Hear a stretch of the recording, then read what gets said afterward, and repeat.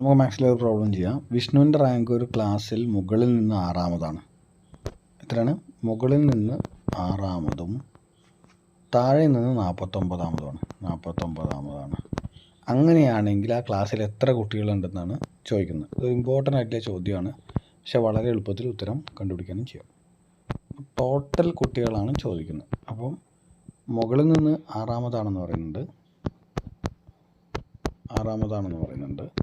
താഴെ നിന്ന് 49-ആണെന്നാണ് പറയുന്നത്. ഇത് രണ്ടും ആഡ് ചെയ്യുക. തന്നിട്ടുള്ള രണ്ട് വാല്യൂ ആഡ് ചെയ്യുക. 55 കിട്ടും -1 ചെയ്ത് കഴിഞ്ഞാൽ ടോട്ടൽ സ്റ്റുഡൻസ് കിട്ടും. ഇതാണ് ടോട്ടൽ സ്റ്റുഡൻസിൻ്റെ നമ്പർ. ഓപ്ഷൻ ഉണ്ട് ഇവിടെ 54. ഒന്നുകൂടെ പറയാം. വിഷ്ണുവിൻ്റെ റാങ്ക് മുകളിൽ നിന്ന് 6-ാമതാണെന്ന് പറഞ്ഞിട്ടുണ്ട്, താഴെ നിന്ന് 49 പറഞ്ഞിട്ടുണ്ട്.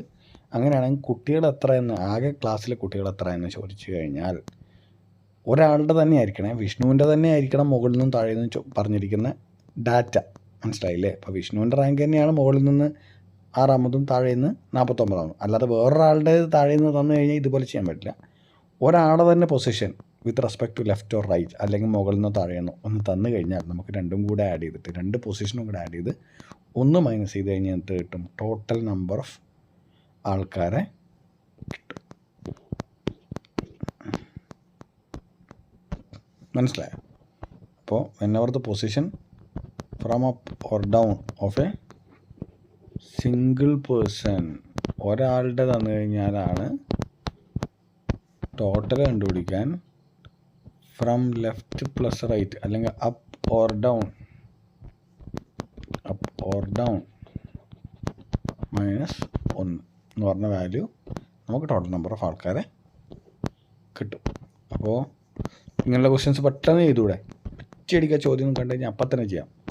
ഒരാളുടെ റാങ്ക് മുകളിൽ നിന്ന് 6, താഴെ നിന്ന് 49, 49 + 6 55, 55 - 1 54. യൂസ്ഫുൾ ആണെന്ന് വിചാരിക്കുന്നു. യൂസ്ഫുൾ ആണെങ്കിൽ സബ്സ്ക്രൈബ് ചെയ്യുക, ഷെയർ ചെയ്യുക, കമൻറ്റ് ചെയ്യുക, സപ്പോർട്ട് ചെയ്യുക.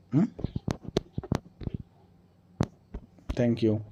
അടുത്ത ക്ലാസ്സിൽ നമുക്ക് വീണ്ടും നല്ല ചോദ്യങ്ങളുമായിട്ട് വരാം.